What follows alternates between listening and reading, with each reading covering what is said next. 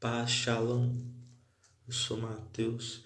Esse é mais um vídeo no canal Semeando a Palavra de Deus no seu coração, em Mateus 5, verso 13.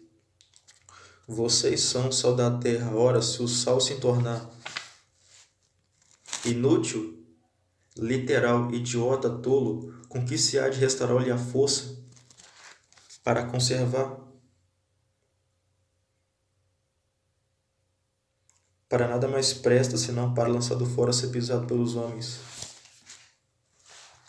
Jesus utilizou da metáfora do sal como conservante.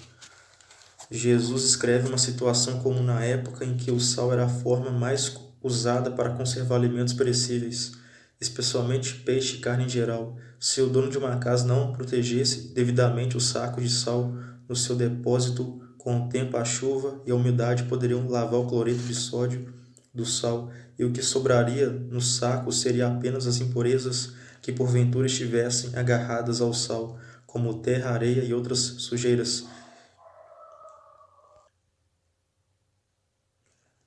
E ainda que restasse um pouco de sal entre o resíduo, ele não presta para mais nada, senão para ser lançado fora e pisado pelos homens.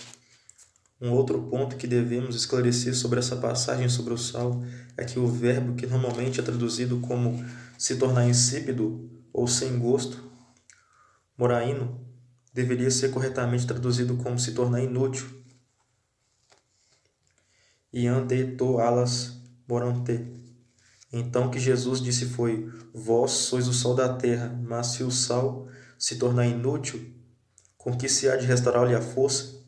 Esta força, isro, a que se refere é a força de preservação do sal, que era de suma importância no período bíblico, e não se refere ao sabor característico do sal.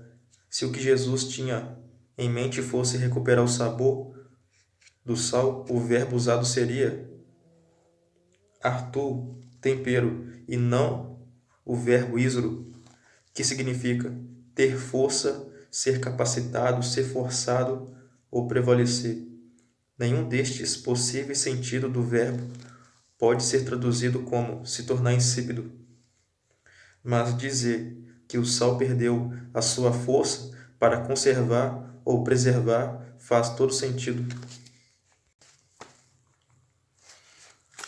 Em última análise, porém, não faz muita diferença se falarmos que o sal se tornou insípido ou sem força para conservar, pois na prática estamos falando da mesma coisa, mas é simplesmente uma questão de procurar ser fiel ao máximo às palavras de Jesus e não se sentir na liberdade de mudar isto ou aquilo, ainda que com boas intenções.